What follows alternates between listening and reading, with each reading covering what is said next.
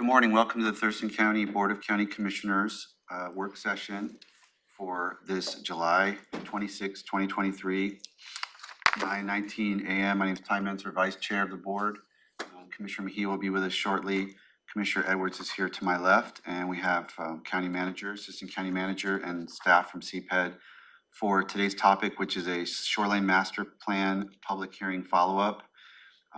Picking up on where we left off in our last work session about a month ago or so. For public virtual attendance, you may follow along on the Thurston County YouTube channel. And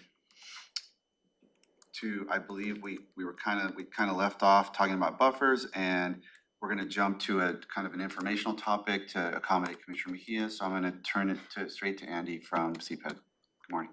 Great, good morning. Okay. You go. Alrighty. Okay, well, good morning, Commissioners. Andrew DeFobis, Senior Planner with Community Planning. We are here today to continue discussions of the Shoreline Master Program update. I'll go ahead and launch a presentation and we'll be off. Sweet, there we go.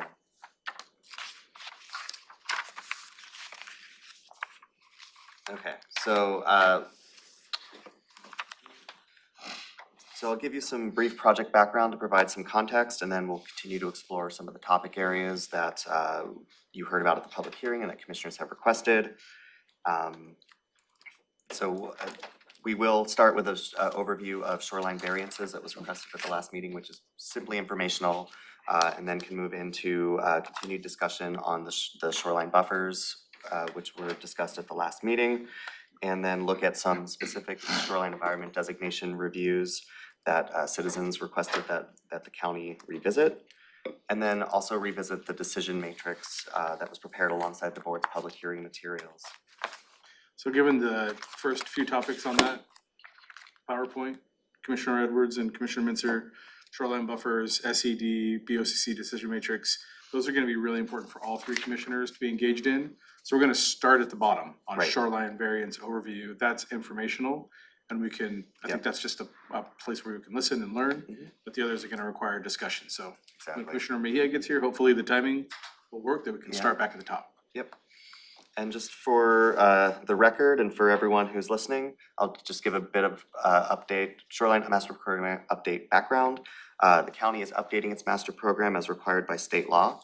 This update includes both comprehensive and periodic updates that have occurred to shoreline requirements since the current SMP was originally adopted in 1990.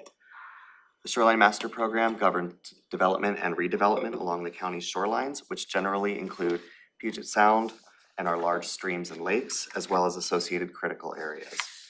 The board held a public hearing on May 16th and has been holding regular work sessions since that time to refine the documents ahead of considering them for local adoption. Ultimately, the locally adopted Shoreline Master Program will be submitted to the Department of Ecology, who will review the documents, and the SMP update would take effect upon approval by Ecology. So with that, I will jump ahead and get us down to shoreline variances. Oops.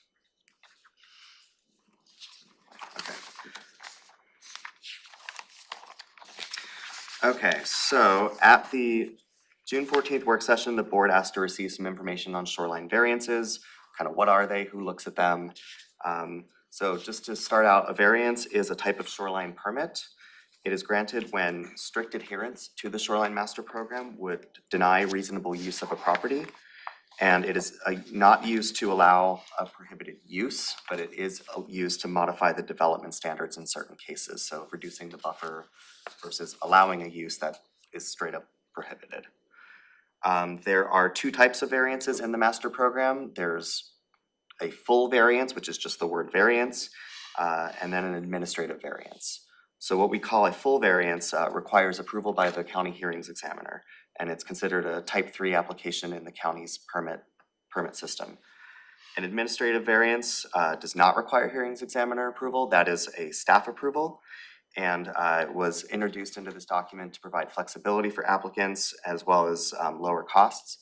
The Planning Commission spent a lot of time on this item and kind of tailoring the different scenarios in the document where a variance may be requested and trying to fit those scenarios to what is the appropriate level of review.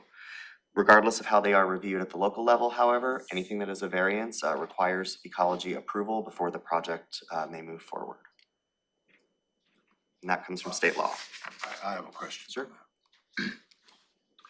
When ecology makes that decision,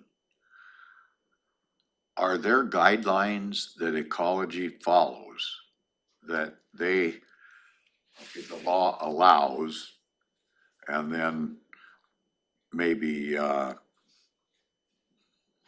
don't know, may or shall, or a couple of words that come into play? Do they have a given list of what they will allow versus what they won't allow? And how does that work out when the hearings examiner makes an exception? Yeah. Because of no other use or something like that? Right. How does that all fit together legally so that when there's a challenge, the court knows what the guidelines, the boundaries, the sideboards are?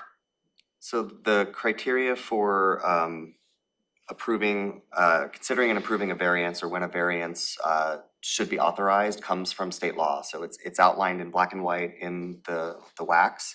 And the county's shoreline master program adopts that language, I think, verbatim.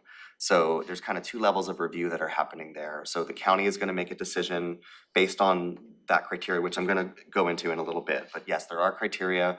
The county reviews that and looks to make sure that the proposal is in line with the criteria before they would issue a variance. And then ecology is gonna do the same thing. They're gonna look at that same criteria that they're held to in their decision making. And they're also gonna be looking, kind of checking the county's work and saying, did you make these decisions in line with all the provisions of your master program? And it's because those variances are for cases where, we've got shoreline rules in place and those are intended to protect the shoreline. If we're gonna be varying from those rules with a variance, really wanna make sure that, the public interest is being protected, that the shoreline's being protected, and that there is a legitimate reason for varying from those standards. So we're gonna do the work as the admin review, we're gonna look at the state law, and then ecology is gonna check our work. And during that checking period, is there a time element involved that when staff reviews it or the hearings examiner has reviewed it and said X, whatever that is, then when that's submitted to ecology, do they have 30 days, 2 weeks, 2 months? Is there some guideline there so that, we always hear that excuse, well, we didn't have this position filled, or this, we're short FTEs, FTEs on vacation, on assignment, on jury duty, I don't know. I know how the variance system does not work, to the citizens' advantage, I guess, is the best way I could put it. So do we have guidelines like that? I mean, we've put something in place some time back, and it had to do with platting things, I think. Remember that time we went down and met with the master builders group? Yeah.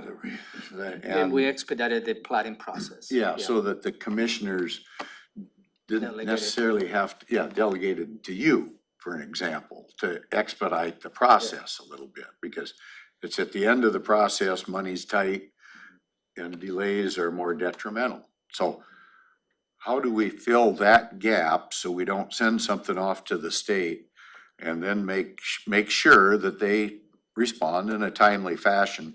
And what is a timely fashion? So I think I'm hearing two questions. First is our internal review, and we are working on that. We have set timelines. That's the communication and project timeline matrix that we've talked about.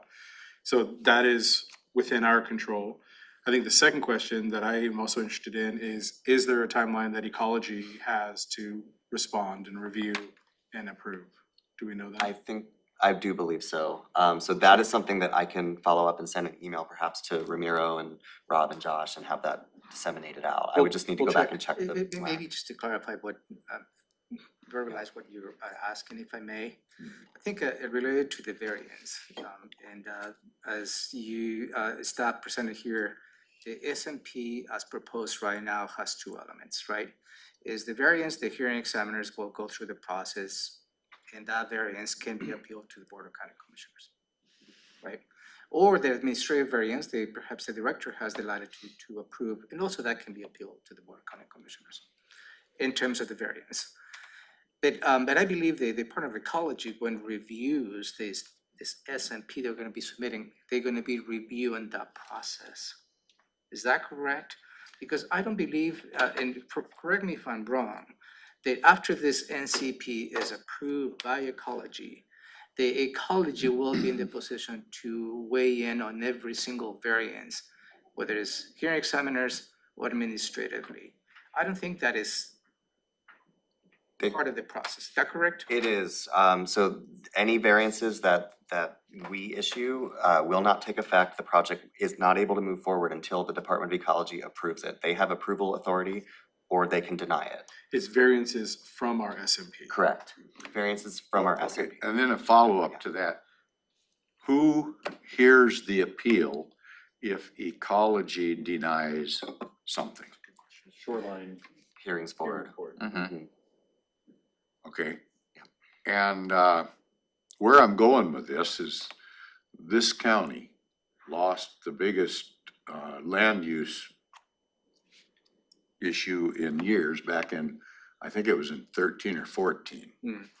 And it wasn't adjudicated until 17 completely. And when it was, the Washington State Supreme Court ruled 9-0 against the county.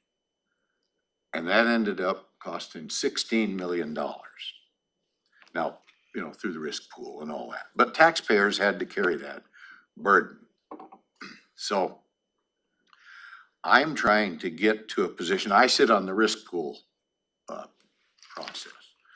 So I'm trying to figure out a way, how do we alleviate the county from incurring that risk?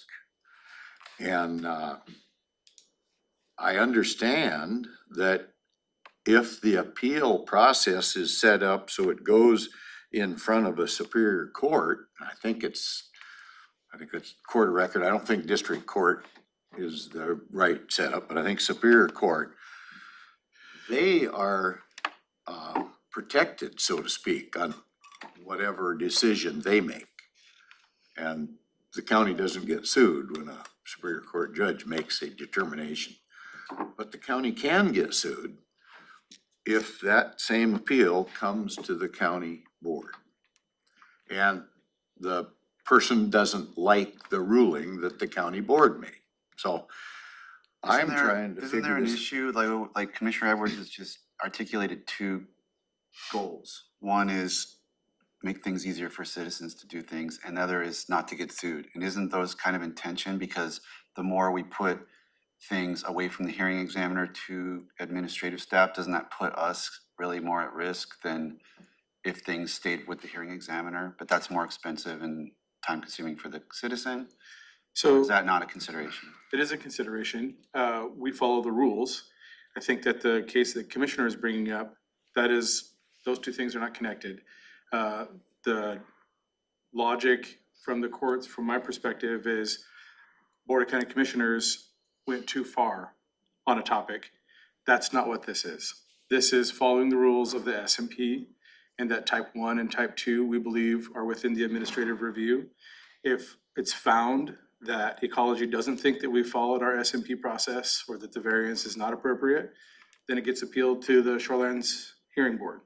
So there is no place in here where we're overstepping our lines or bounds. This is exactly what we're trying to do, is find those boundaries. You said, Andy, at the very beginning, that state law outlines all the, I didn't quite understand. What is it that state law outlines? He's gonna in this get into topic? it. The criteria that we would review for approving a just so you apply for a variance. okay, great, we've got criteria that we will go through and check off, and we will use the materials submitted by the applicant Yep. to determine whether that variance should be Okay, so you're approved, saying denied. whether hearing examiner is doing the review or staff, you're using the same state governed Exactly. criteria. Correct. And, And- but the state doesn't say whether it has to be hearing examiner or staff. Right, they don't care, because Okay. they know if it's got the word variance, they're gonna have approval authority So the anyway. level of risk, to your question, is that we're taking on 1 and 2s as admin.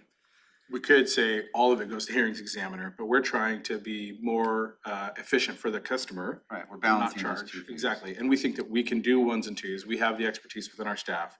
We feel confident that we can push those through at least the review process. Can you provide a little example of applications type 1 and 2? Right, I was gonna ask the next Is it question, really like what's a- 1 and a- 2 a versus little the more 3? granular? Yeah, so, and that comes from our county code, I could pull up the county code, I think it's 2060-020. But essentially, as the type of application, the number gets higher, it's a more complicated application, it's more involved, you get up to that type 4, and that's the like quasi judicial or legislative, I'm not sure which is which. But type 1 and 2 are kind of ministerial decisions. Type 2 is SEPA, type 1 are things that don't even trigger SEPA. But anything that is in our existing county code that requires hearing examiner decision is classed as a type 3 decision. And so when we were looking at all the shoreline permits that are in this master program, we dovetailed them with the existing permit structure and just kind of broke them out where the type 1 and 2 are just more minor decisions versus type 3 is more complicated and involved. Andy, the quasi-judicial, all permit decisions are quasi-judicial. Oh, okay. They're not What was that legislative. again? All permit decisions are actually quasi-judicial decisions, whether they're done by, when they're done by the hearing examiner or the Board of County Commissioners. So the Yeah, because legislative everything can ones, be appealed. yeah, they It's can all be quasi-judicial, appealed through absolutely. the Land Use Protection Act, so. That's why Jeremy's here. Now, Commissioner Edwards' question, I didn't quite understand the answer. I think you were asking, once it goes to ecology, is there a time limit for them? There We don't is, know, or, it's in the WAC. I will follow up on that. so they can't just like shelve something for 2 years? I don't believe so. Okay. But But- that's a good question, we'll follow Yeah, up. exactly. It's important. It's a good- And then the I would- third question sorry, I was just gonna say, there are timelines in the WAC, what happens in reality versus statute, yeah, And follow for listeners, WAC is Washington Administrative Code. yeah. yes. Yeah, it will be great, there's many timelines and the WACs and RCWs, each state agency has to meet. Right. It is unlikely that probably some of those will meet, so what will be the consequences if they do not meet those timelines? And I think that's what you're asking. That's one of my Yeah, questions. exactly, That's good. because really it's not a, there's always a justification as to why they took longer than what is stated in the law. Mhm.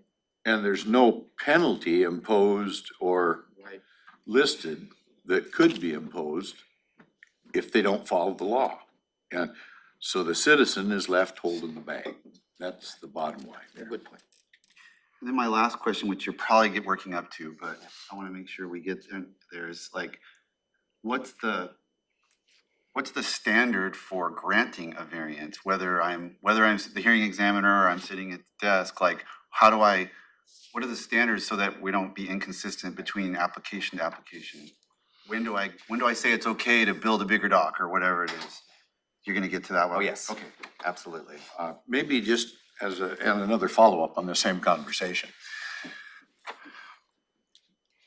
In other county business that we do, we have a list of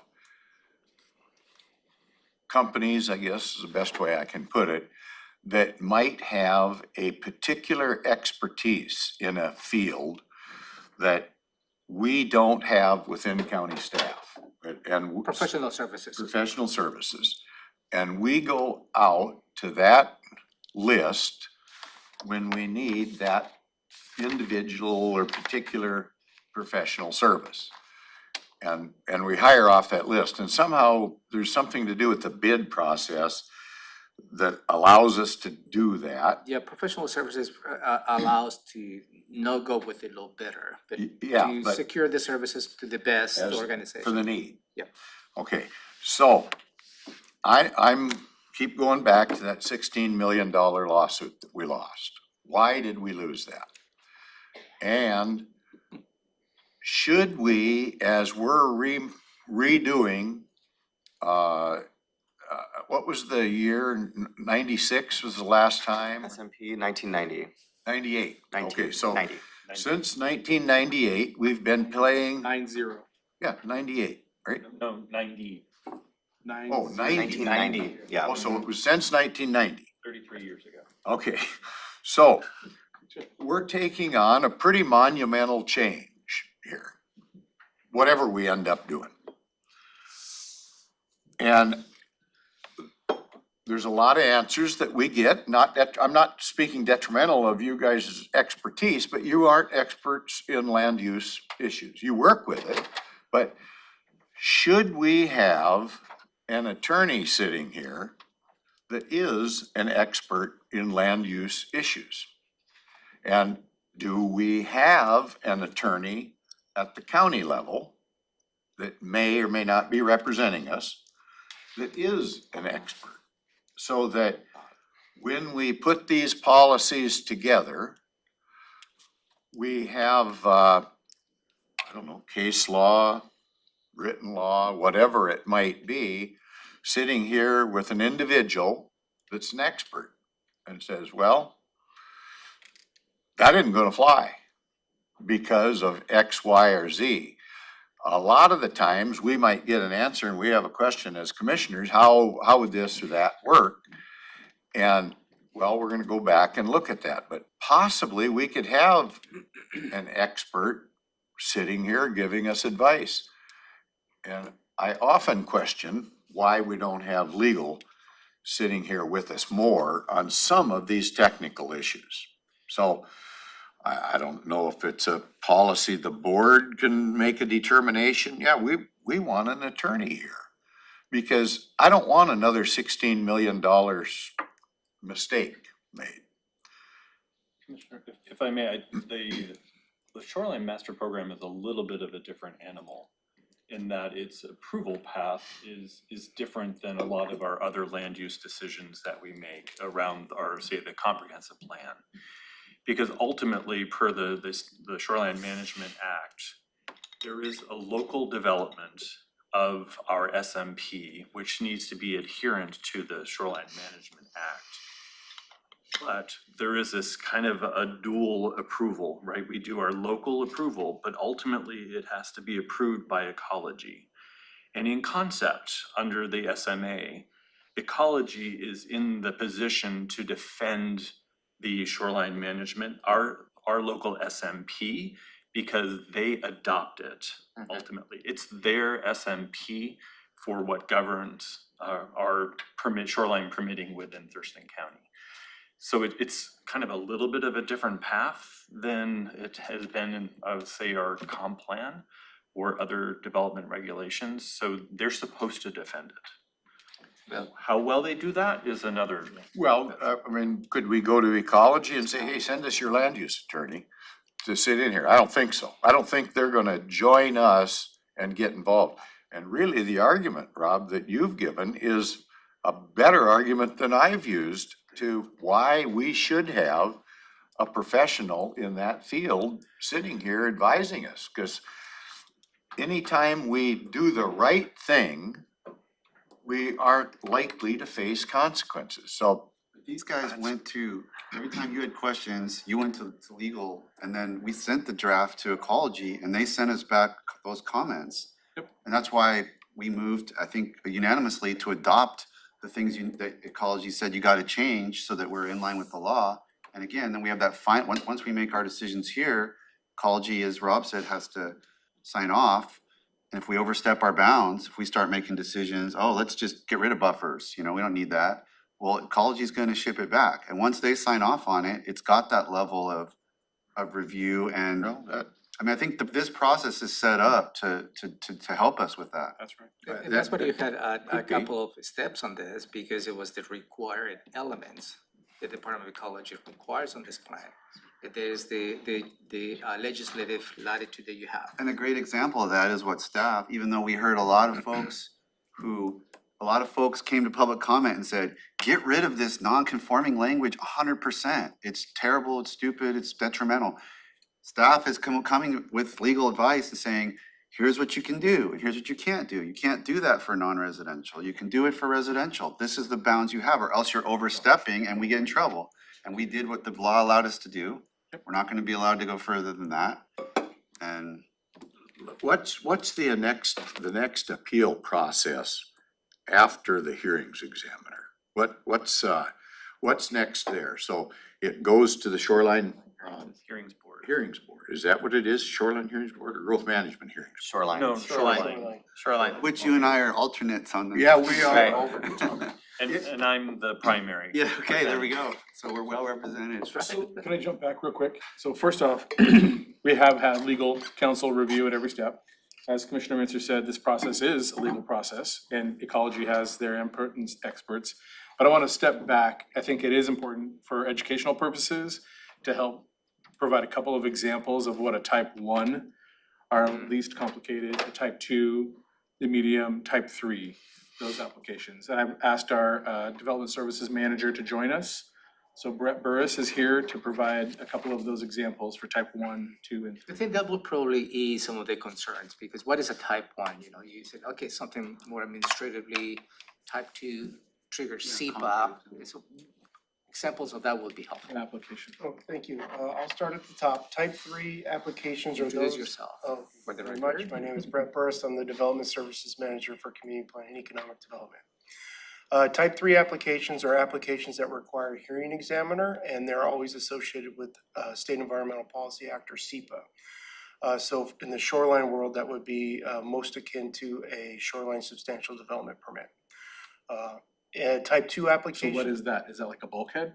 A shoreline substantial development permit is any work within the shoreline area that exceeds a specific dollar amount provided by Department of Ecology. And as of right now, I believe it's $8,300, if I remember correctly. You might know off the top of your head. Something like that, but there are also programmatic exemptions, so bulkheads for single-family residences themselves, they're exempt from those permits, if they meet the final, the fine print. So the type 3 is a dollar amount of the project and then also some other pieces.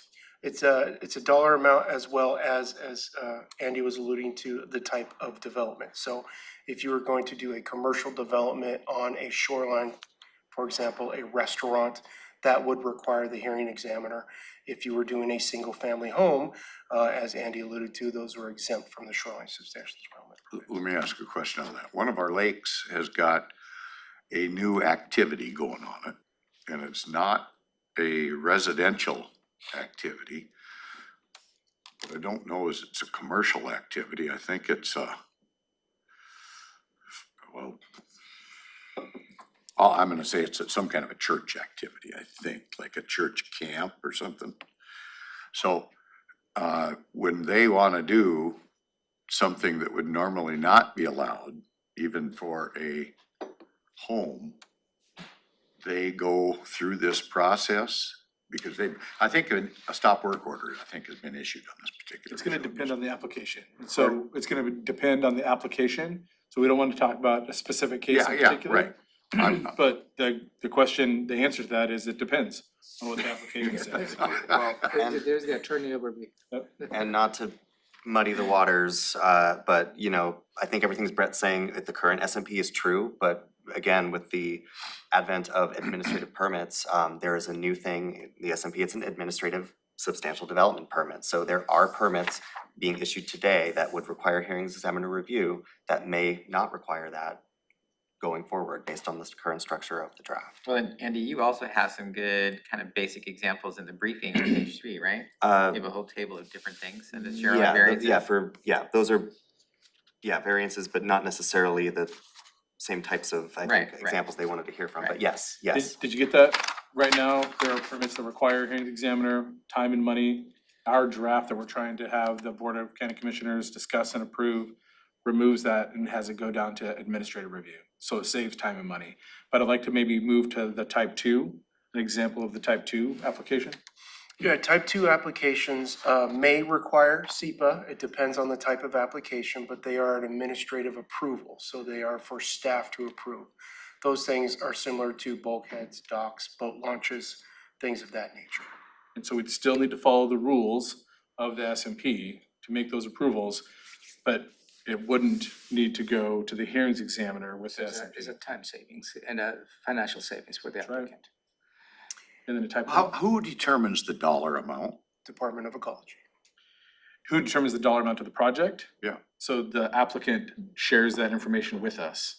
I didn't know it was from the, sorry to interrupt, I didn't know you were mentioning from who provides the actual dollar amount. The applicant tells us the dollar amount. And what's the threshold of the dollar amount? That's what he said, 8,300 he believes. How much? Roughly 8,300 he believes. In general, there are other caveats for docks or other things, but the generic one is about 8,300. So if it's more than the 8,000, then it triggers something else? Potentially type 3 goes to the hearings examiner, as currently written, with the caveats that Andy relayed. That's exactly correct, yeah. Okay, let me just clarify one other thing as we move forward on this. So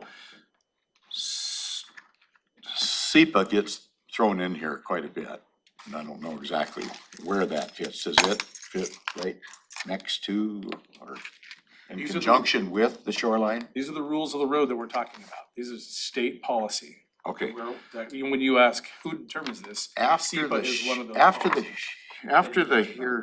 after the shoreline hearings board, that, I don't know, I haven't been on one that ever went, finally, I had them scheduled, but somehow they settled each time before I had to go, so I really don't have that knowledge that I'd like to have.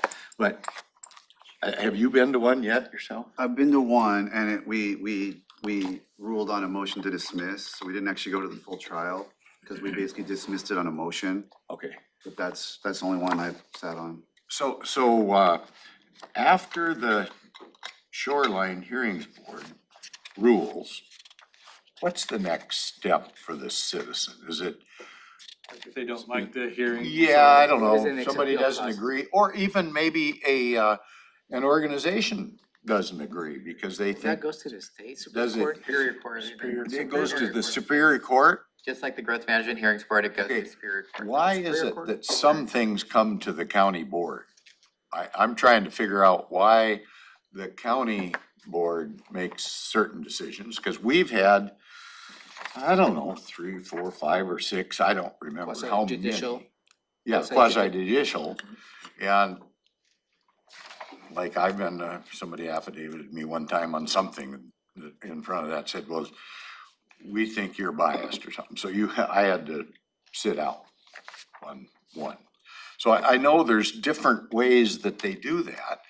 I'm trying to figure out what trigger gets it to the Superior Court versus the county board. And the reason the Board of County Commissioners, the reason I'm doing that is because there's a lot of discussion about land use liability issues that affect our rates.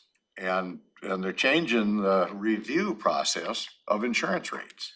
They're gonna be going back 10 years now, because that's what the the reinsuring companies are doing. So we feel that we need to look at that as well, that history. So a lot of complicated stuff, and I'm just trying to keep the county out of trouble here as time goes on, because the Superior Court doesn't have the same, they can't be sued, but the county board can. And then there's awards, and I'm trying to stay away from that wherever I can. So Commissioners, something that your CPET staff have been working on that we'll bring on Friday is a grid that sort of outlines various permit types and the appeal process. Okay, so Sort of that's that- yet to come. So that we've been kind of pulling that together. I don't think in my quick review that it actually included some shoreline. I just made a note. Let's add that to the matrix. So we'll add that to the matrix to make sure that we understand, because it does pull Good in point. different appeal bodies and pathway. Like going back to the appeal on the SMP and the variances. That, and I think the statute goes to, the quasi-judicial doesn't involve the board. And that is in statute, is that right? Because any appeals from the hearing examiners on the variance has to be approved by ecology. If the citizen doesn't like what ecology has weighed in, then it goes to the shoreline hearing board. After that goes to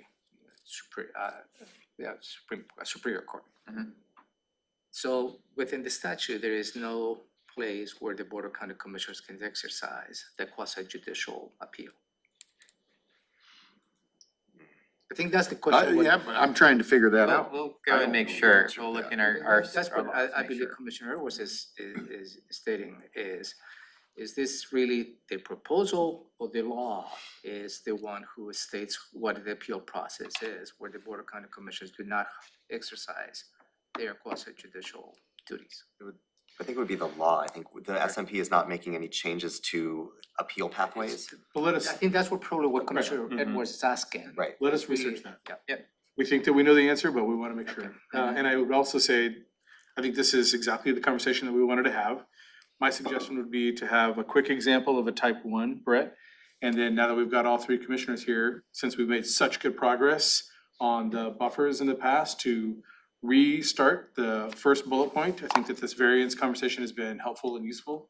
But the last thing would be the type one, and then to move to continue going forward on this project that we started in 2017.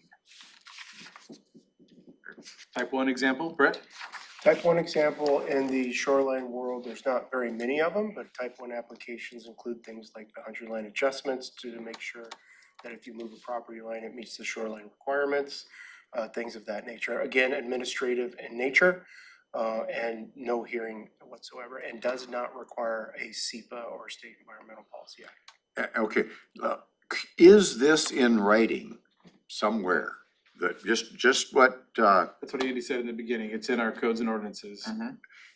okay, so, but is it in there in one paragraph, one chapter, one page? That here is the process so that staff will know this is the process.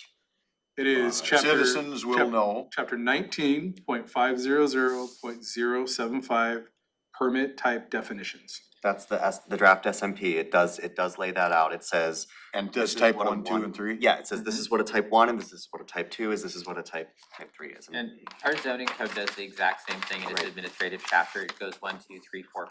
And we made them line up. And they all line up. Yeah, can you rattle that number Yeah, off again? 19, so 19.500.075. Do these variances, like you're describing what the draft lays out, but what's the current status of types 1, 2, and 3?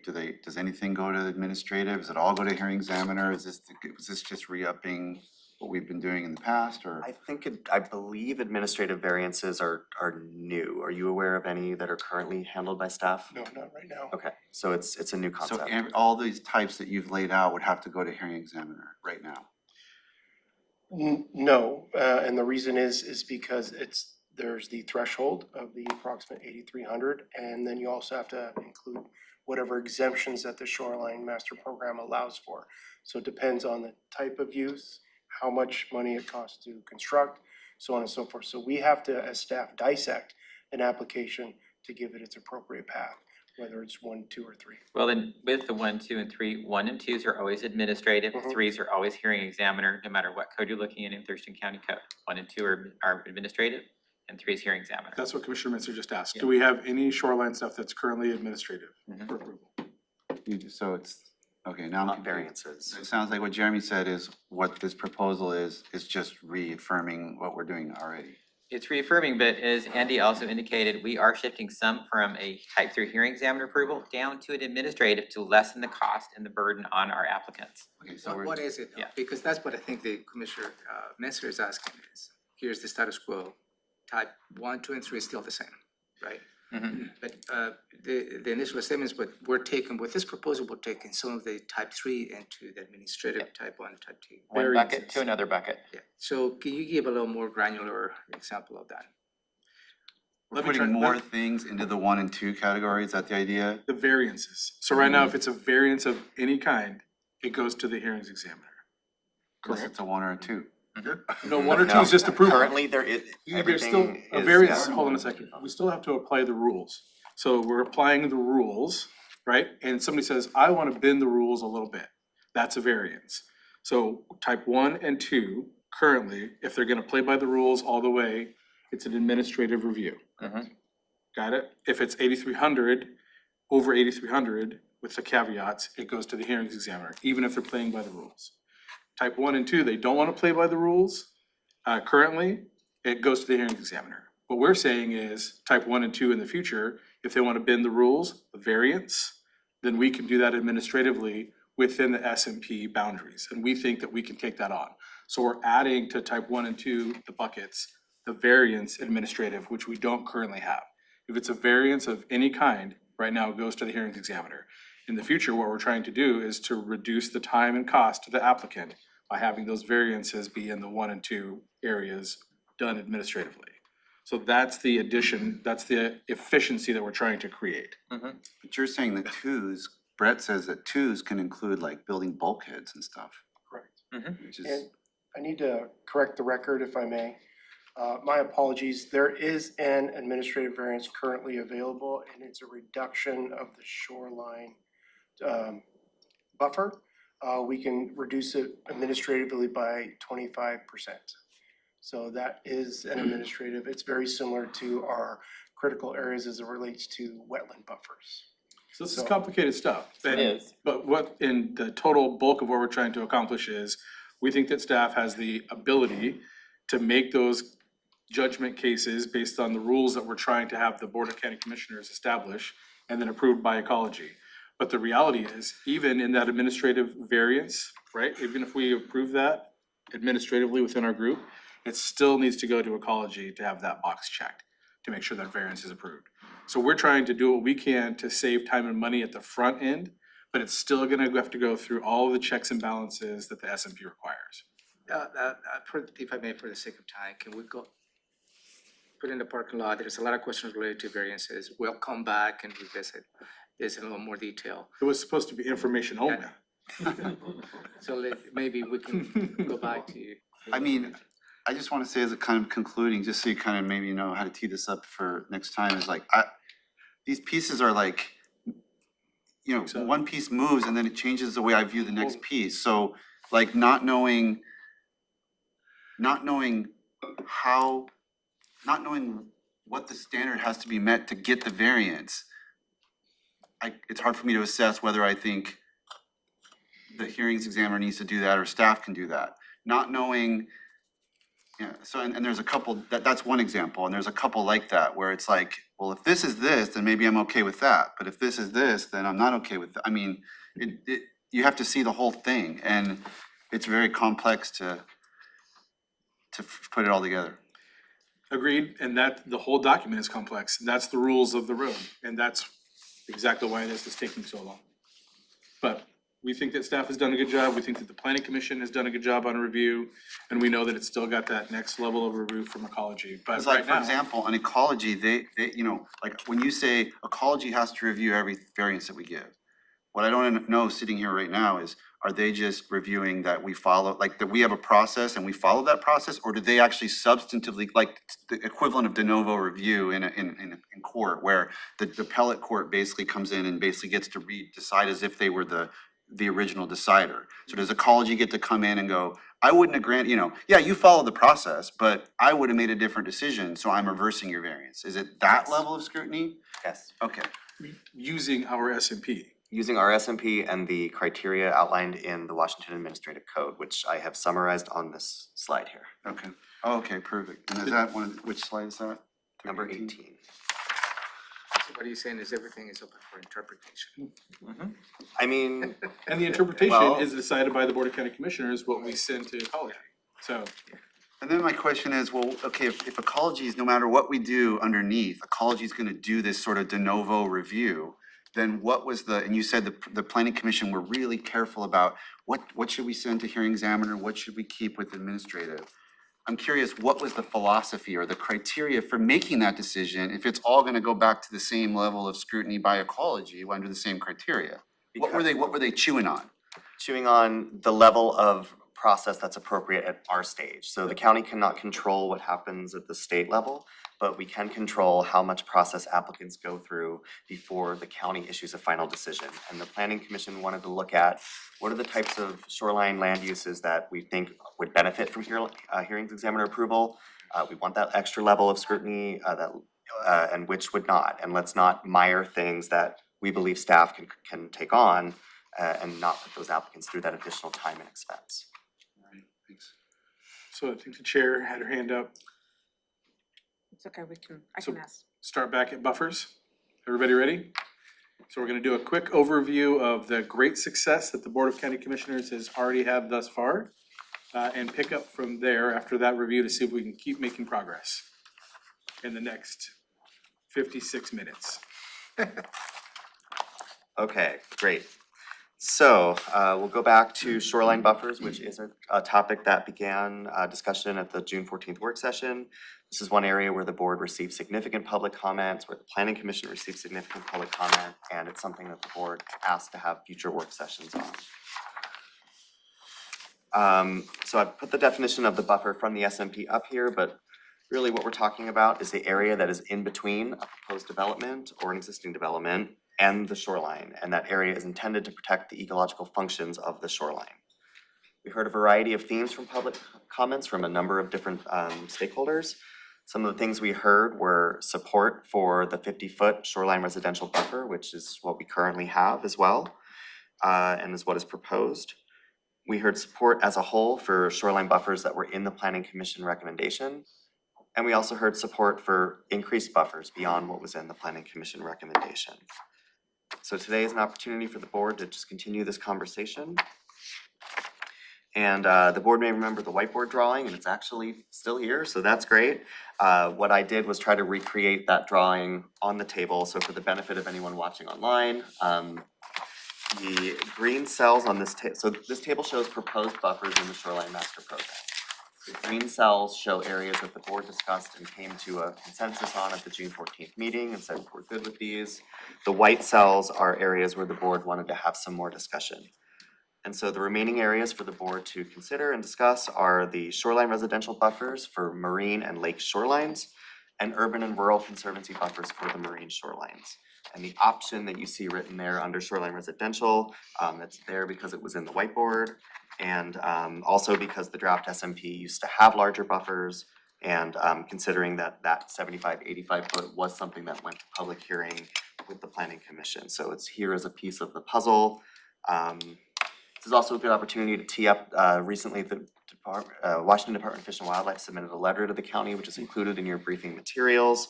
And they were commenting on the county shoreline buffers. So it's attached today if you wish to. And what was their recommendation? They are recommending, so they have a system that's called site potential tree height. What? Site potential tree height. So essentially saying that whatever site you're looking at, whatever the tallest trees are that would support, that should potentially be the buffer that you have on your shoreline, because we know that, the benefits of vegetation go over the entire length. So if you have a 200-foot tree that falls at 200 feet and hits the water, it's providing inputs to the shoreline. It affects the shoreline. So the science there, what they're saying is tailor the buffers to the size of trees that grow on the site. And so what DFW's letter says was, we recommend that you use this. We consider this best available science. And they were recommending increased buffers on the marine shoreline specifically in their letter. I would point out that site potential tree height, it is not mandated by state law. There's no requirement for jurisdictions to use it. But the agency with expertise does consider that best available science for shoreline buffers. Okay, I have a follow-up question on some of that. Sure. On that particular issue, who determines the tree height and what kind of trees? And does that mean the tree height today or 10 years from now, the potential tree height? There's a lot of complications that I could see. And when it comes to benefit to the water itself, it depends on if it's on the north side of the body of water or the south side of the body of the water, because that would create shadow, for an example, that might cool the water or be beneficial to species. So I think if we start trying to throw in something that complicated, we're really gonna have a bag of worms. So that's just my initial blush. So I'll remind the board that that's not a staff comment, that's a comment from WDFW. Yeah, I don't care whose staff, whose comment it is. It So those- sounds like a bureaucratic nightmare. So those questions being would be created. helpful to be provided back to the organization that provided those comments. I'm not interested in providing, We don't have the answers, is what I'm saying. yeah, but I'm not interested in providing debate Great. with an outside entity that has no legal authority. They're just making a personal preference decision. It sounds to me like it's a nightmare coming down the track. And I think that's a conversation for the Board of County Commissioners to have is Yeah. what, Okay, how you'd that's like fine. that letter included in our review. What packet is the letter attached to? It is, oh boy, it's in the big packets on page, well, you're not looking at the PDFs, I don't think. I could pull it up. July 26th packet? That would be useful. It is on page 152, but I don't think the printed numbers go that high. We'll provide it again for you. Yeah, it's in there. Yeah, I mean, just because it was timely, it came in last week, we wanted it to be part of the discussion and put it before you and gently back away and see what you wanna do with that. And just as a reminder, this is probably the first time in this process in the If you were update not that staying, the tree height has been introduced as a concept. Yeah, I think DFW, I believe that was part of their comments to the planning commission recommendation, so this is the first time that the board, I think, is seeing these comments. County leadership may recall this has been floated out in the legislature as a potential change to the WACs and RCWs to have jurisdictions required to use this information, but it hasn't gone to that level thus far. It's considered best available science by the agency with the, technical justification to know that, but it is not a requirement. I think Commissioner Minzer has a comment. Well, just for the record, I've been hearing about this for years and Salmon Recovery Council and otherwise, and I brought this question to staff a couple of years, a year or two ago.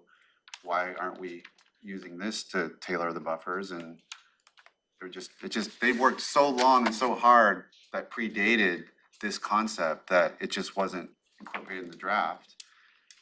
But, it makes all the sense in the world and so that you're doing something, buffers can be arbitrary. And this is a way to make it grounded in science and not arbitrary. And actually the most protective to, what you're trying to accomplish with the shoreline plan. So, And I so, remain very interested in this approach and I'd like to see that letter because I haven't seen it yet. great, and so what we said at the time, a couple of years ago, was it's not in state law. So we're trying to include our draft plan with what we think is able to go through and meet state law. And that at some point in the future, the Board of County Commissioners can have that conversation about potential tree height. And I think Commissioner Minzer, now is that time. You've heard Commissioner Edwards provide his perspective, your perspective, and this, after a couple of years, we're now at that moment where the board gets to have that conversation. We could pull the letter up via the screen, or I you can could do have it. some time to review it, and we Yeah. could come back the next time. But just knowing, I guess that does impact the discussion on whether those other boxes turn green. Well, yeah, I mean, I think it will be good to bring it up Pull to it the up. screen. Yeah. The next step is really addressing those buffers. Yeah. I guess,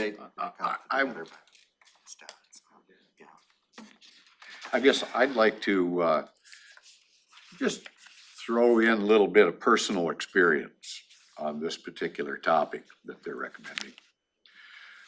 I had a home on Lawrence Lake and I had a tree that was probably, 150 feet tall, this big, big Douglas fir, between my house and the water, which was probably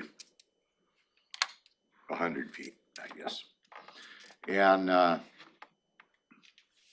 I felt in watching the weather that this could be detrimental to my house from a weather perspective, the wind coming. And so I went to the county and I asked the county, I want to take this tree down. I thought there was some kind of a tree, I don't know, ordinance or recommendation. I later found out that I really didn't need to do that, but the county did tell me, well, you can't take that tree down. You have to get an arborist, I think it was, to do a review and look at the health of the tree and the structure of the roots and the potential and all that. Anyway, it was gonna entail quite a bit, so I didn't go any farther with it. About 2 years later, that tree did come down during a storm and it went right through the house, all the way through and right to the ground. I mean, it went through the house, pulled all the wiring loose throughout the house, pulled the roof loose, the roof got hooked by the wind and it came off. And so it was a total house out. So I was sheriff at the time. I wasn't too interested in suing the county because of something.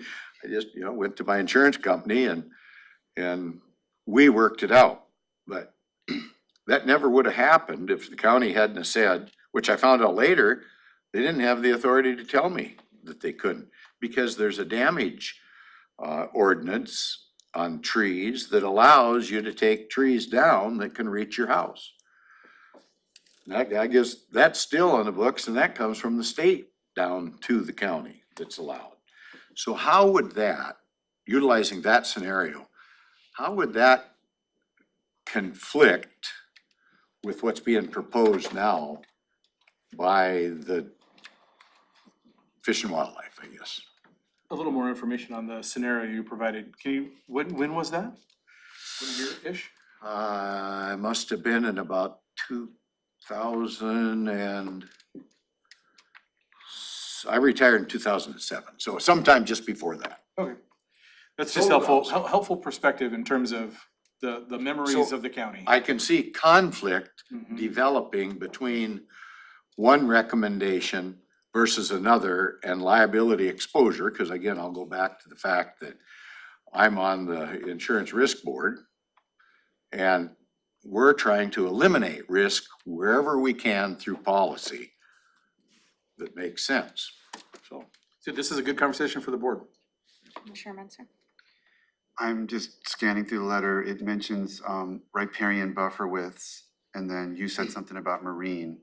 Can you explain how this concept would fit with marine versus riparian? Yeah, I'm just scrolling to page 2, so specifically, after their introductory information, specifically, it appears they're tailoring this letter to the marine. So, yeah, for marine residential, marine conservancy, I think site potential tree height is intended to apply to freshwater ecosystems as well, but it appears this letter is tailored to marine shorelines. Which doesn't limit your conversation, Commissioner Mensah, on where you'd like to have this concept applied.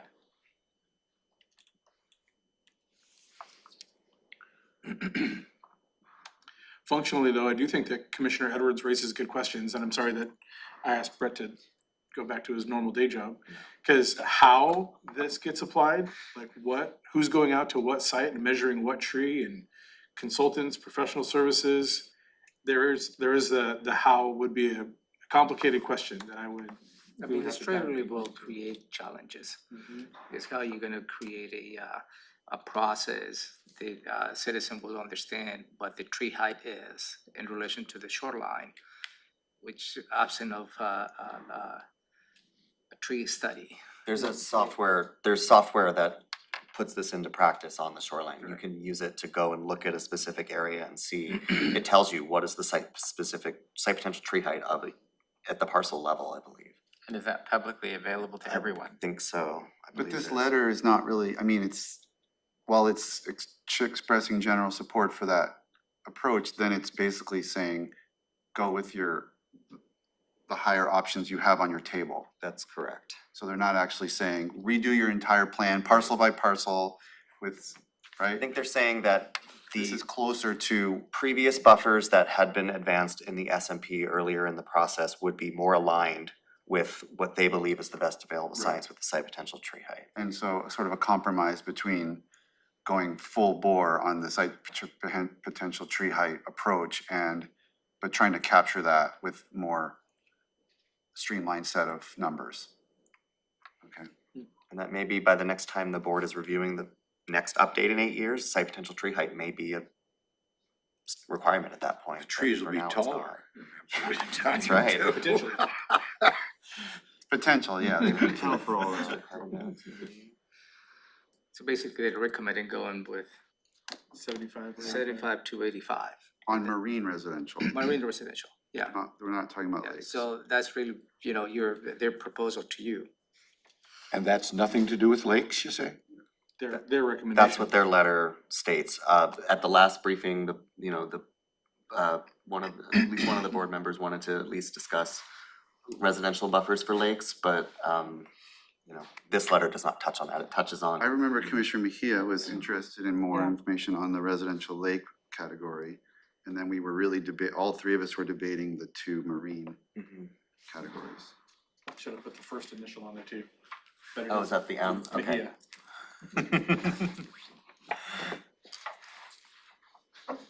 Okay, so where do we want to start? We're doing what? Where do we want to start with buffers? I'll throw my 2 cents in. What I heard most vociferously from the public was don't change that residential category, especially with regard to lakes. So I'm okay to do that because of all the things we've talked about. But I would personally adopt the other ones that are in red on the marine side. I'm most concerned about the marine shoreline. The letter we just got from WDFW confirms what my concerns were. And so that was developed by staff in the previous draft. So that's where I'm at on the different categories that are still left to be decided. So let's talk about lakes at residential at 50. Let's start there. Okay. Since we heard that Commissioner Mintzer is in agreement with the 50. So I guess I'll throw out my concerns and thoughts on this is that what we already have on the lakes, right, the residences that already exist, it's pretty, I mean, if you just are on a boat on any of the lakes, you can see how populated they are. There's really only a few parcels here and there that are not yet developed in some of these lakes. And we're seeing, I mean, right now, we just had a presentation in regards to the Three Lakes study and the water quality and how septics are affecting that water quality and it's affecting all of our underground water. And so if there's any way that we can, I think that whoever really hasn't developed their land in this time, I mean, I think there's a time, and I think I would like to see it kind of the same as the marine. I'm not really seeing really a difference there in terms of the sensitivity when it comes to, and I know that a lot of the lake water quality had to do with things that were done before and not arguing that, but if there's something that we can do in terms of the development and overload of the development that's already happened, and it's, a lot of the areas are already developed, so I would say why not go with the 75, 85, like I'm really struggling to see. So Commissioner Mintzer, good at 50. Commissioner Mejia would like to also engage with the marine, kind of tied together. Commissioner Edwards, your thought on lake residential? I'm with Commissioner Mintzer on that, leave that alone. But recognizing Commissioner Mejia's comments about protecting the environment, I think that the difference between, let's say, 25 feet. I don't believe the building itself is the problem. I think the drain field is the problem. And that we should always strive to have the drain field as far from the water body as we possibly can. So a property that's maybe a longer, narrower lot, I'd like to see the drain field always as far away as it can be. Now, I'm not saying the person has to go buy a right of way on another lot, and go way up the hill, but at least on that particular property, the drain field should always be the issue that we watch the closest and have the setback. So it doesn't bother me that we have a 50-foot, keep it the way it is today and keep everything the same, because it's kind of a fairness issue. It's in place. Why should we penalize somebody that's waiting years and years to build their dream home until they get enough money in their pocket or good enough job, whatever it is? So I'm with Commissioner Menser on that, but I would like to see at some point that we have something in place about drain fields, because it isn't even the septic tank. The septic tank isn't the issue. It's where the effluent goes. Can we engage with public health, environmental health on that topic? We would want to probably talk about the Yes. sanitary code. Yeah, I mean, the SMP does talk about any of so the buffer that we're talking about here means any development associated with that home is gonna need to be outside of that buffer, so Including the drain fields. including the drain fields and all those things, unless they get a variance, but yes. And I think there may be some practical considerations, you know, as you look at a lake and the land kind of slopes down toward the lake, right? And I know at least one concern is that if you put the septic behind the house, then that requires potentially additional engineering and additional cost to It make will that not be, water. it will not be a gravity sewer. It would- Well, exactly. okay, I'm gonna comment on gravity. Yeah. We haven't had a gravity septic system in this county that I know of for years. That's been a philosophy by staff that, not that the law doesn't allow it. Yeah, Art and I have had many discussions about this particular topic. So septic pump-up systems are the norm. And it is not gonna be any more expensive to run that to the side of the house than it is up here to the drain field. We're already doing it.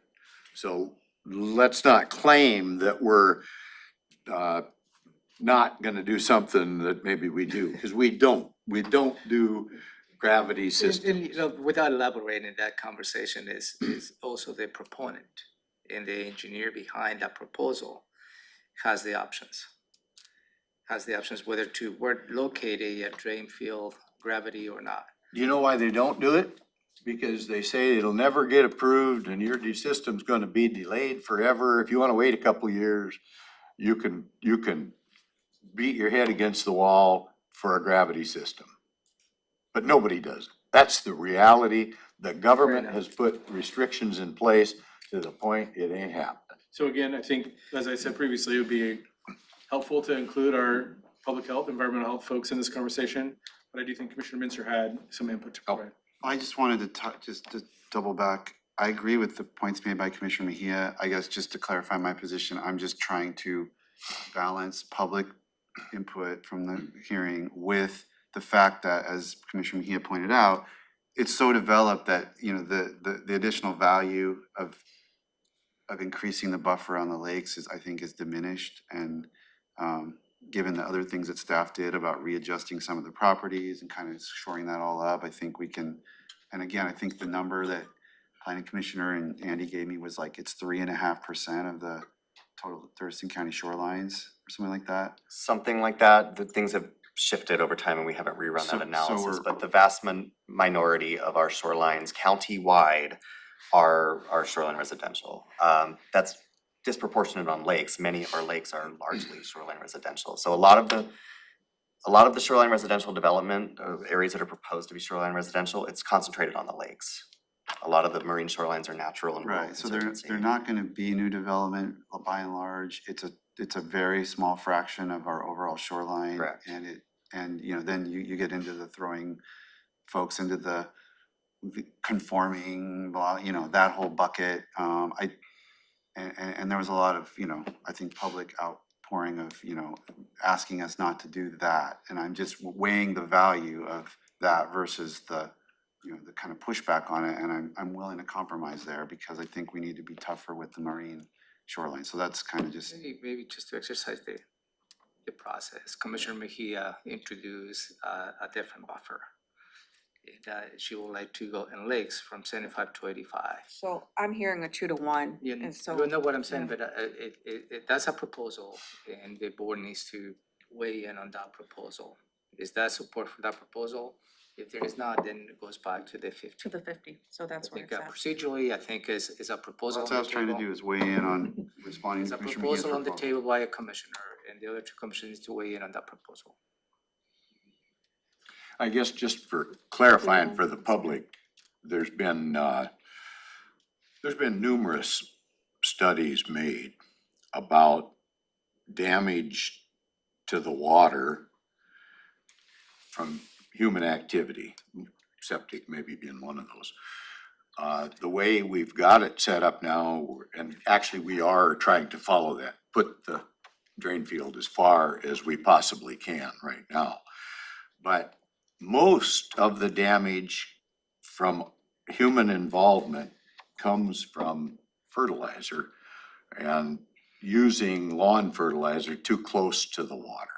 That's where the problem lies.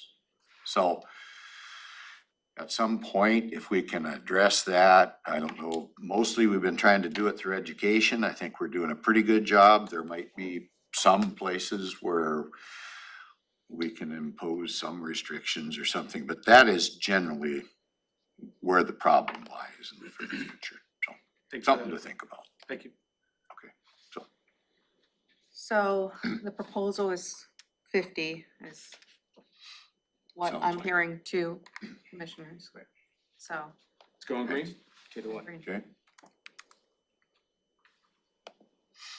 Okay, so then marine, the proposal is 50, 75, or 85. Where did the 75 versus 85? I can't remember. I know this one. So originally the draft that had been prepared for planning commission at one point in the past, the shoreline residential buffers had been proposed to be 75 for lake, 85 for marine. So looking at that past proposal, you would have seen 85 for marine, but We you know, rejected the 75 just now, right, so the proposal was 85. yeah. Are we seeing?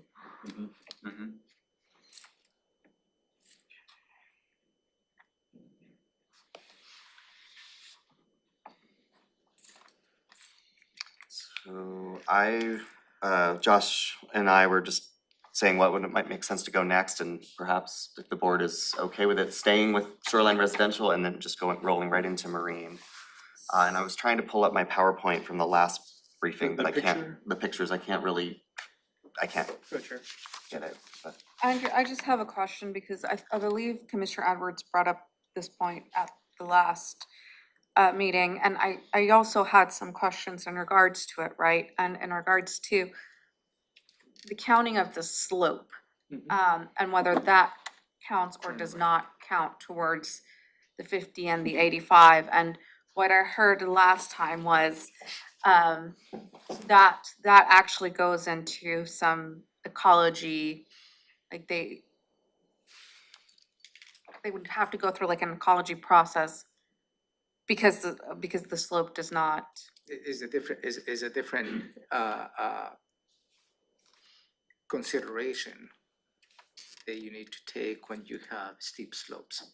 So two things at play here. Yeah, county manager is correct. The shoreline buffer itself would be measured on a horizontal axis. So if it's 50 feet, if it's 100, 250, whatever that is, it's horizontal to account for that slope and be consistent across the board. That slope buffer is also gonna come into play with critical areas. So you might have a 100-foot shoreline buffer, but if that puts you smack in the middle of a steep slope that's unstable, your buffer is gonna be much larger than 100 feet because all those rules about steep slopes and other critical areas still apply. Yeah. So there's different buffers, and what would be the most protective would apply, because it's not just the environment, it's human health and safety too. So, okay.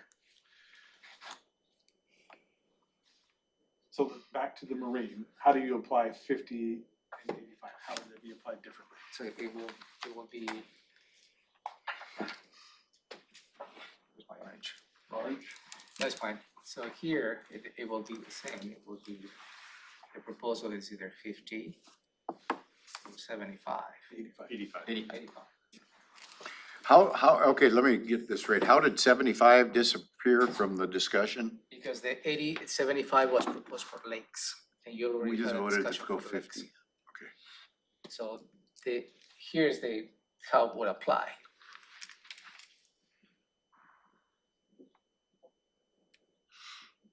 But if you wanna consider 75. And we can, Really, the board Consider can 75. consider whatever they choose. And the steeper slopes, most likely it will be beyond the 85. It was mentioned earlier. I'm trying to get this as cordial as we can. On, you said something about you're allowed a 25% variance or something. Is that what it was, 25% administratively? That's what Brett Burris said, yeah, for the shoreline currently. So if someone was faced with a situation that there wasn't any more room to do their project, whatever that was, that administratively, we could look at that. And so say if we did make it 85 feet, the applicant still has the possibility of maybe getting that down to, what, 60 feet? I'd have to look at the exact numbers and especially Something if- like if- that, If I the mean. board adopts a new buffer width, we're gonna have to figure out what would the reduction be and what would the pathway be. But conceptually, you're correct. For any of the buffers in the master program, Okay. there's a process to reduce those if certain circumstances are met and the sort of severity of that reduction triggers whether it's an administrative variance or a full variance. We actually, on a saltwater case, I'm trying to remember back some years ago, I think we ended up granting the variance, but maybe they had to put some other septic system in or something to satisfy that environmental issue. So there's other ways we can address some of this as well. Right, That's you right. you may have to take more extreme measures to provide the same amount of protection that having a larger buffer would provide. So for example, just because you want 3,000 square feet and certain type of septic system doesn't mean that's what you're gonna get. The hearing examiner or staff would look at that and say, what is reasonable use, getting a structure and potentially whatever systems are needed or how it needs to be designed to minimize that harm to the environment, because we're required to meet no net loss. And then slope determines maybe a farther setback, but is there an exception with slope? Because I've seen places that are designed and built on piling somehow, so that they could utilize some of that property, but the engineering design was setting it on piling.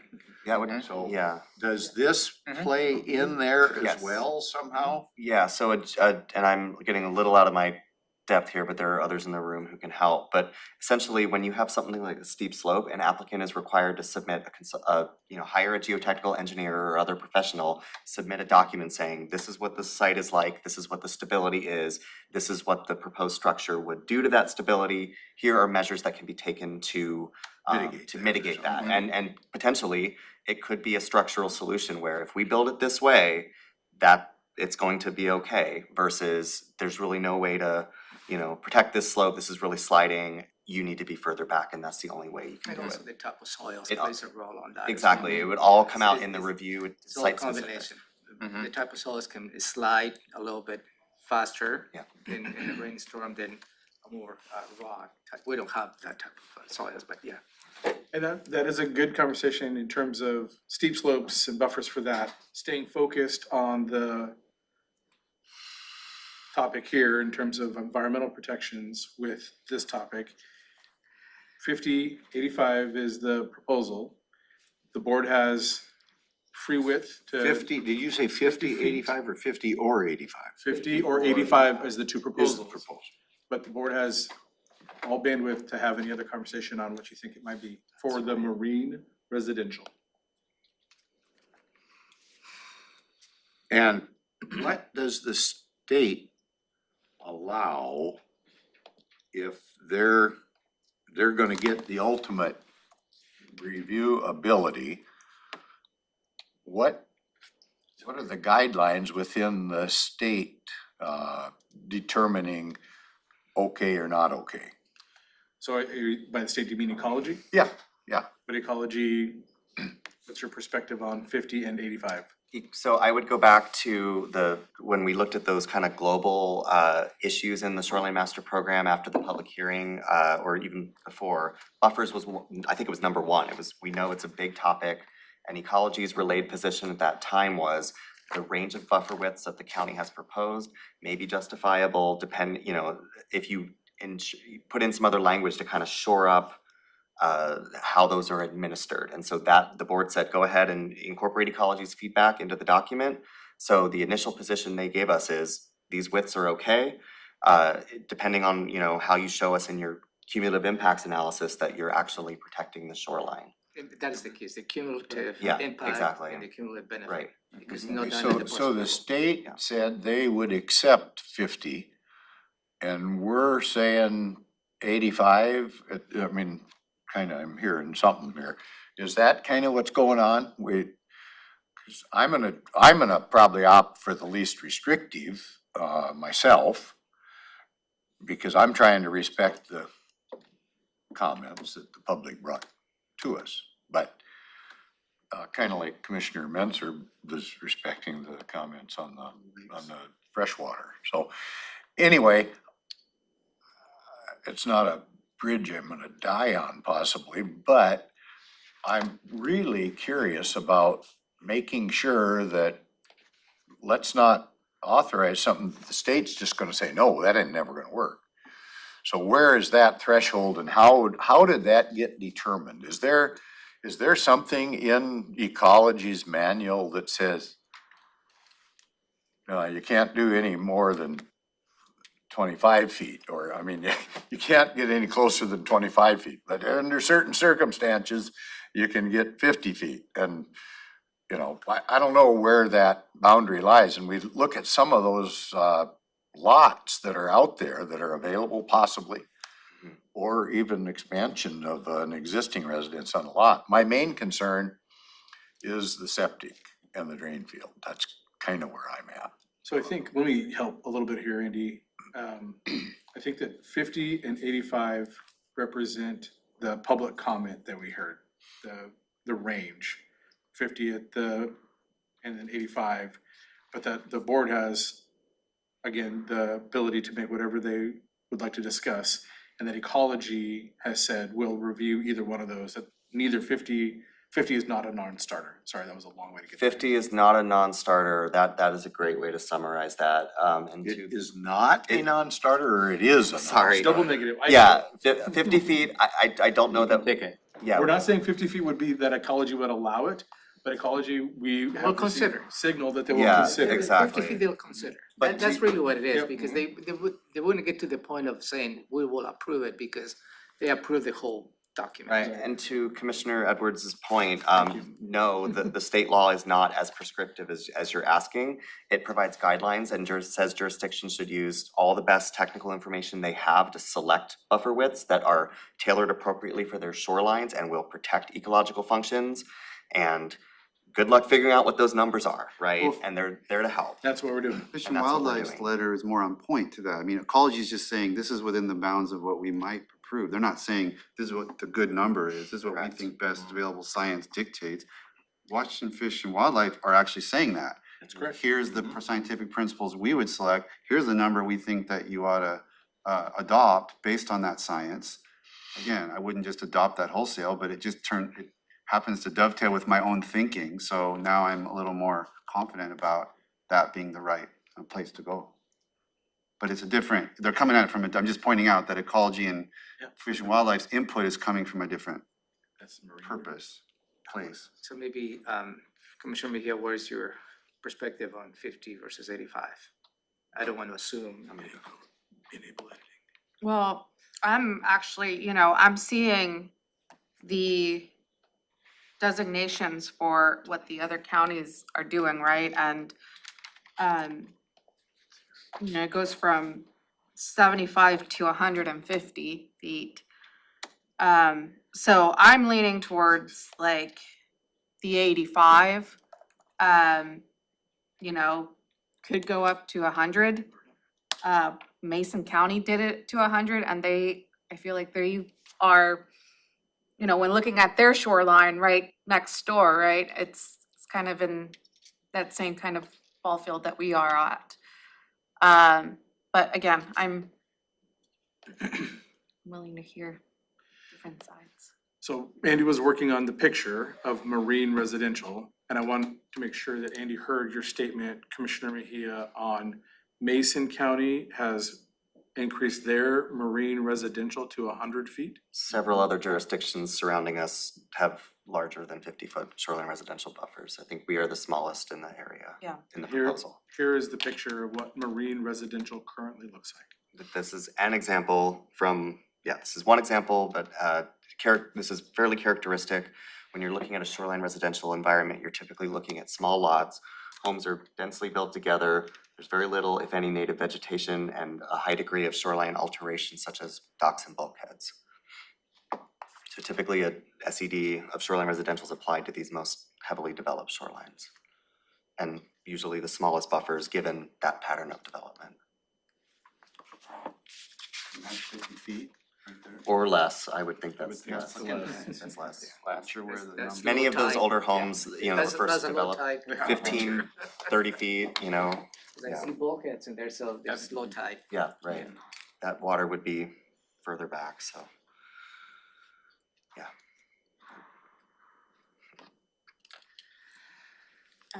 So what I'm hearing, Commissioners? Commissioner Edwards is 50 feet, Commissioner Mensah is 85.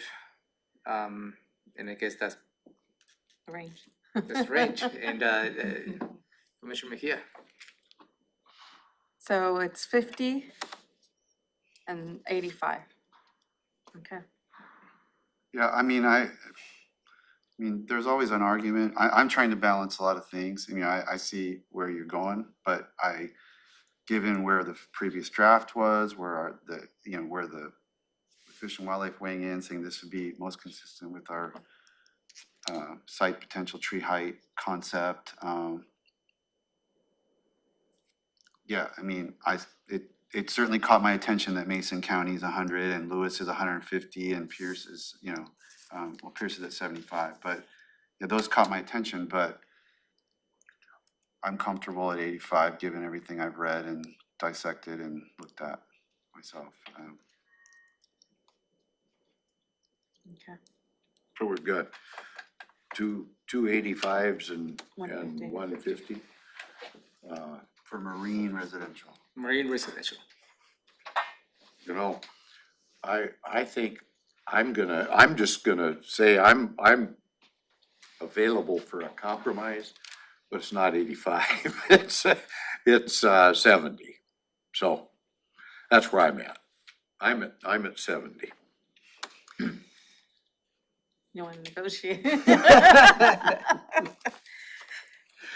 But I recognize the democratic process, prevails. What I'm hearing is 285 and 170. Fair enough? I guess so. Okay, thank you. Got 13 minutes to deal with the last category. Which is the Conservancy Yes, and I will Conservancy get there in a marine. moment. Marine for urban and rural. Can we see pictures of those again, Oh, yes, please? hang on, yep, sure can.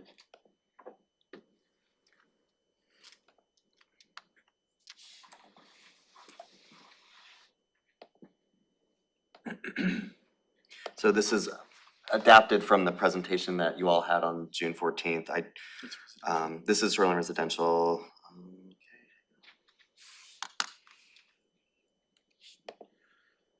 We're editing on the fly. Moment to, there we go. Let's So, delete the other two. well, it's up now. Can't add it now. So the picture on the left here, this is an example of an urban conservancy marine shoreline. And the other two on the right are freshwater. For rural conservancy, bottom right is, I believe, is marine, and the other two are freshwater. So The difference between rural and urban conservancy, again, is whether you are inside or outside of an urban growth area. Generally speaking, conservancy is in between the more natural shorelines and those shoreline residential. It's middle of the road in terms of level of development and remaining ecological function in the area. Is that helpful? Or, So just first off, you want us to stay focused on the bottom left, right? middle left, yes. I think that's the only square remaining. Yeah, the is- only square, the only Right, square. it's But I Poland think for the win, it's put in so- that for urban, Yeah, for urban is 100 proposed, and for rural is 125 proposed. that's the current proposal, Okay, so, correct? so maybe we want to split that, because on the table you have it all together, urban and rural. Perhaps for Right. urban, the proposal is 100 feet, and for rural is 125 feet. Is that? Similar to what we did on lakes. And then is the proposal 250 for both urban and rural? I think that's a T So, from Ty.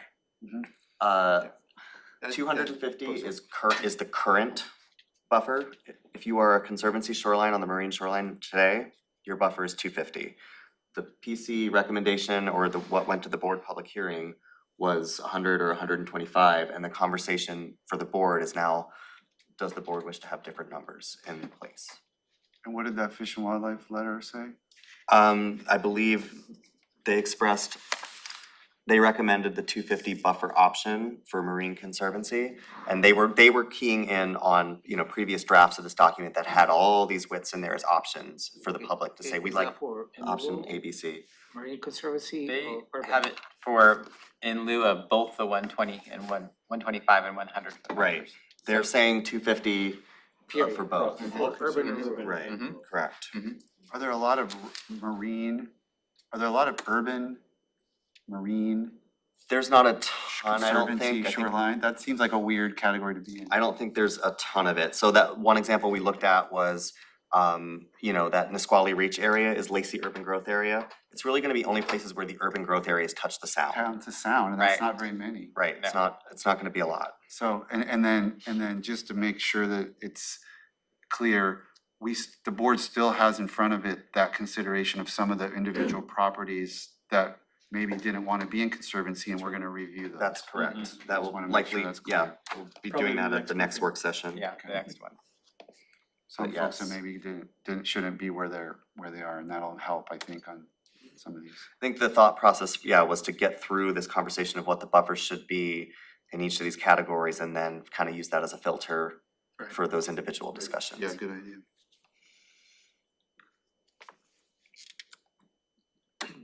So again, going to the public hearing for the conservancy, and urban was 100 feet, and rural is 125 feet.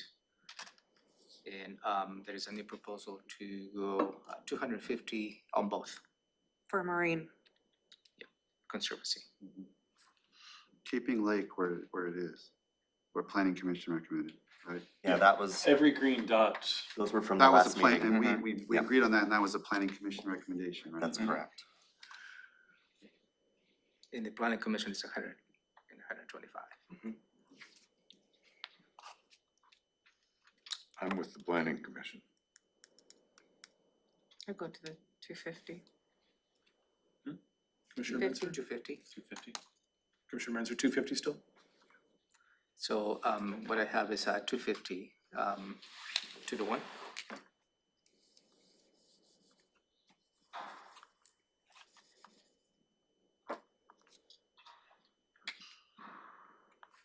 Okay. Okay. All right, given 7 minutes. we're, kind of out of time there, I think, Are we gonna be? Maybe just next steps. Yes. I think at this point me is jump in. the board has achieved great success yeah. on the decision-making process. Not necessarily details. So what will be next steps? When is the next briefing, and what the next briefing will really focus on? Okay, I, Maybe the variances. yeah, okay, 2 thoughts, well, I think I can just verbalize them. Okay. So we do have additional briefings scheduled, August 30th is the next one, and I think we can just tee up the items that had been prepared for today, which were looking at 4 individual requests of those 4 SEDs, shoreline environment designations, that citizens or county residents have asked us to look at. and then looking at the decision matrix and specifically grouped together all the comments that, all the issues that didn't get any public comment, and how does the board wanna tackle those? And those were the two. I will probably develop information about some other topic, just to make sure we've got enough. Bring back the variance. Yeah, sure, we can do variance follow-up, that would be Yeah, great. I think that it needs to be circled. Okay, great. It seems to me like we've, on your original 5 decision points, we've now finished 1 and 4. And we still need to deal with 2, 3, and 5, is that? I would think so, yeah. So if you look at the slide now, this is kind of the menu of things that is coming at future briefings, as requested by the board. So that last bullet point there, review of any substantive public comments, that's where we'll kind of tackle those remaining pieces. So we've kind of chunked it out into 2 different topic areas. One is, SMP matrix items that you got no comment on, and then taking time to go through substantive comments and see what the board wishes to do with those. 4th bullet, mooring structures and such as docks, that's That's- something that has a couple different matrix points. Yep, absolutely. So a really big success, shoreline buffers topic has been completed by the Board of County Commissioners The at this time. conforming thing we did last time. No complaint. That's correct. And then we'll pick up with shoreline environmental designation next time. Yep. So those, getting more granular on those site-specific areas. Okay, thank you. I have a question. The $8,300 fee, who determined that? Let us look more into that for you. Yeah. We'll come back with more information on We'll that. bring that back to you on your next briefing. When we talk about the variances, they'll fit right in with that. Do you want to mention, Commissioner Edwards, you mentioned lawn care next to lakes, so Thurston County, you mentioned lawn care next to lakes. So Thurston County does have its Thurston Go Green program, educational program that is to help property owners greening their lawn, so to speak, by using slow-acting fertilizer and not using certain pesticides, where we're gonna see the water leach out into stormwater drains, but also into our lakes. So it's ThurstonGoGreen.org is the website for that. So Jeremy's doing a plug right now for Yep, one of I'm the doing a great plug. programs that the That's board right. That's one of funds. the educational That is one of the educational programs that we have at Thurston County for the residents to have better lawn care. ThurstonGoGreen.org. Mhm. Okay. Anything else, county commissioners? County manager? Good job, commissioners. 10:56 then? All Or right. adjourned. Thank you. So is this,